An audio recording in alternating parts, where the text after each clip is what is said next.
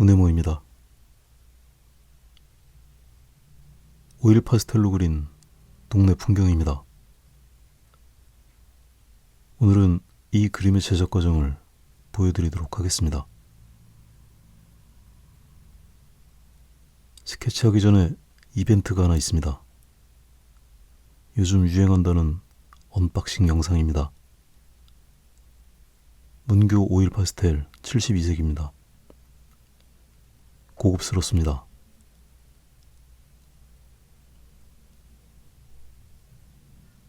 줄을 똑바로 서는 아이들은 아닌 것 같습니다. 왠지 조금 어수선해 보입니다.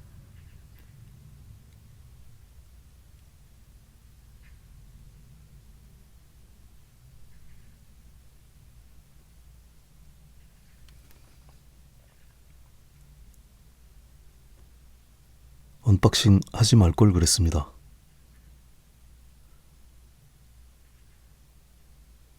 스케치입니다. 이번 그림은 스케치 과정부터 조금 다르게 시작합니다.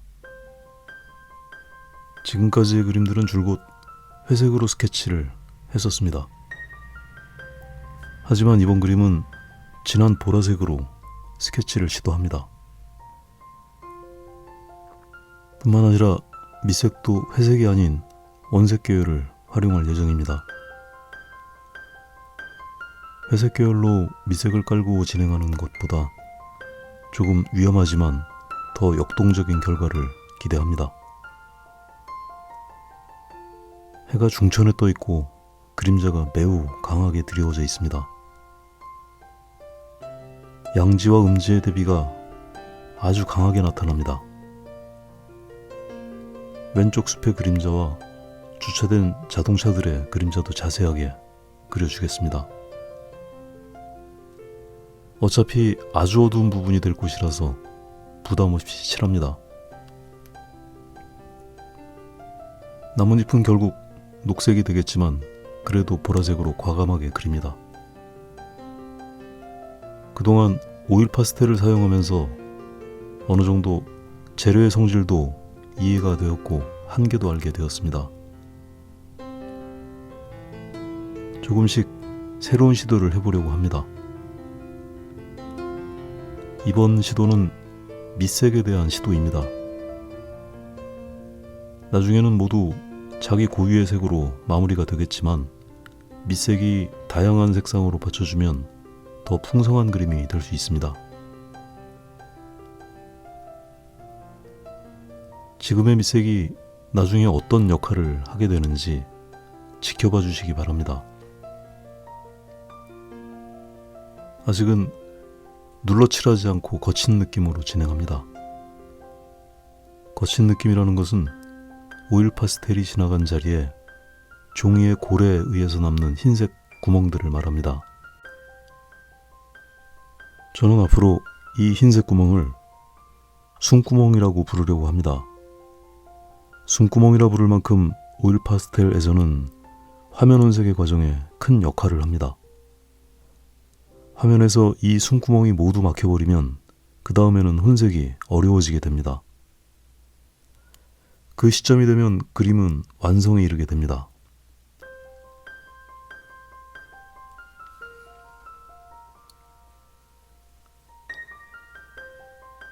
숨구멍 아주 잘 만든 말인 것 같습니다. 칭찬 부탁드립니다.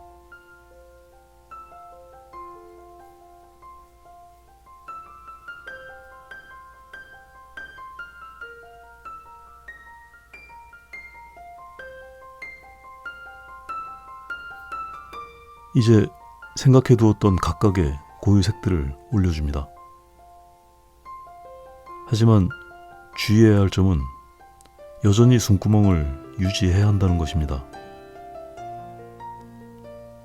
아직은 완성이 되려면 몇 단계를 더 거쳐야 하기 때문입니다. 이 부분도 이미 네 번째 덧칠을 한 곳인데도 여전히 숨구멍이 남아 있습니다. 이 길은 사실 우리 강아지하고 매일 산책하는 길입니다. 비가 오나 눈이 오나 바람이 부나 하루에 2번씩 무조건 꼬박꼬박 산책하는 길입니다. 강력하게 뭔가를 원할 때 짓는 표정입니다.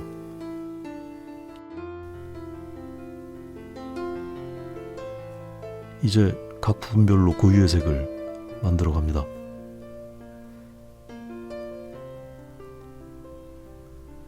색을 올리면서 밑색을 완전히 덮어버리지 않도록 주의합니다.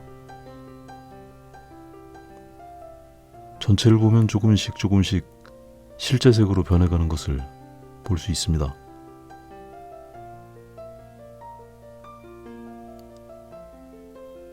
차에 반사된 사물도 표현해야 합니다. 주변 색을 염두에 두고 반영해서 칠합니다.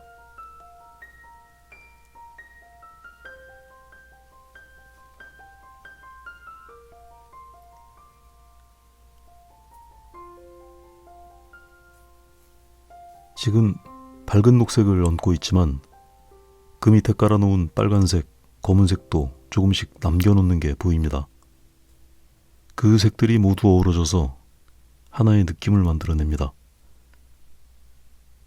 녹색만 가지고는 만들어낼 수 없는 느낌입니다.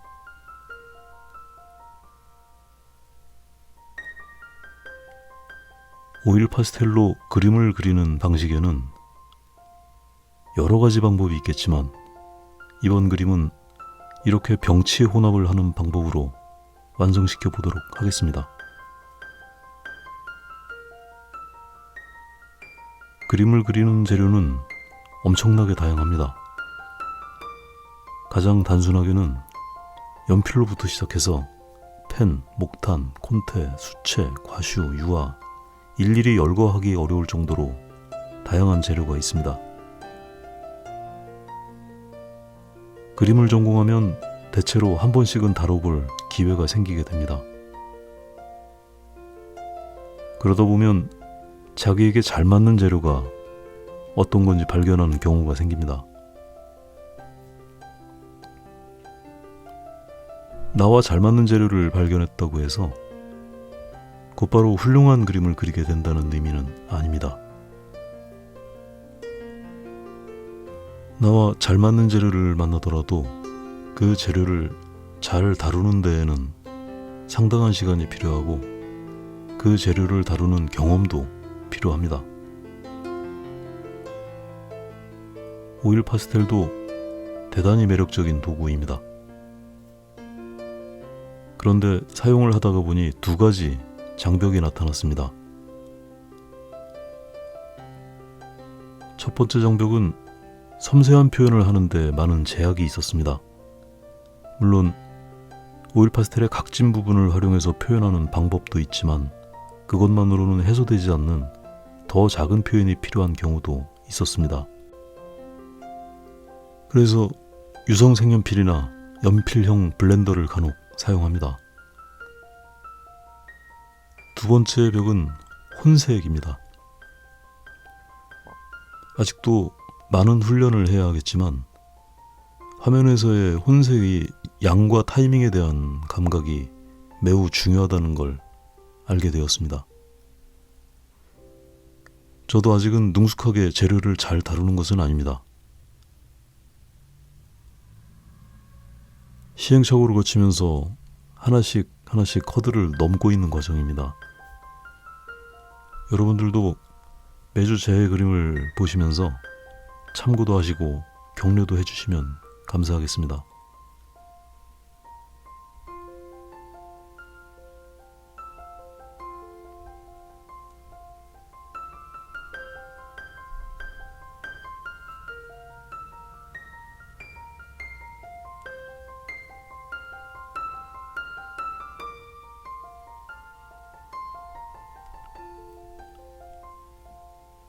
이런 부분이 오일 파스텔만으로는 도저히 처리가 불가능한 곳입니다. 색연필로도 그다지 잘 쓰는 글씨는 아닙니다.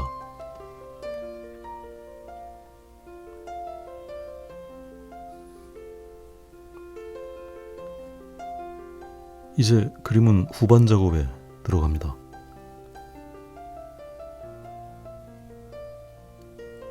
아주 두꺼운 터치들도 남기면서 그려줍니다. 밑색과 올리는 색의 어울림을 고려하면서 남겨줍니다.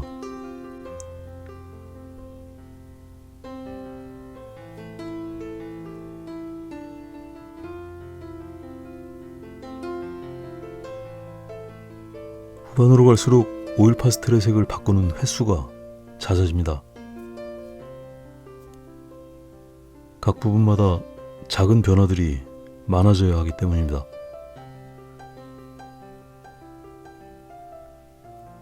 섬세한 터치들을 위해 평소 오일 파스텔의 끝을 뾰족하게 만드는 것도 나중에 알게 된 요령입니다.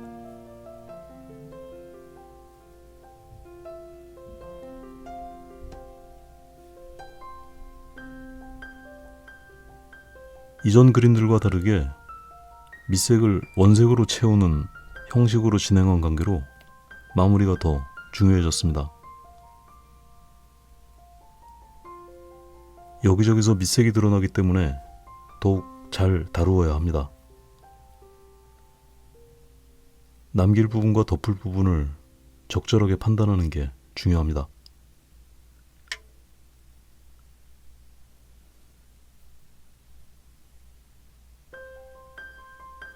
나중에 완성작이 아니라 기법이나 요령에 대한 동영상을 만들어서 업로드를 하면 그림 공부를 하시는 분들께 도움이 되지 않을까 생각해 봤습니다.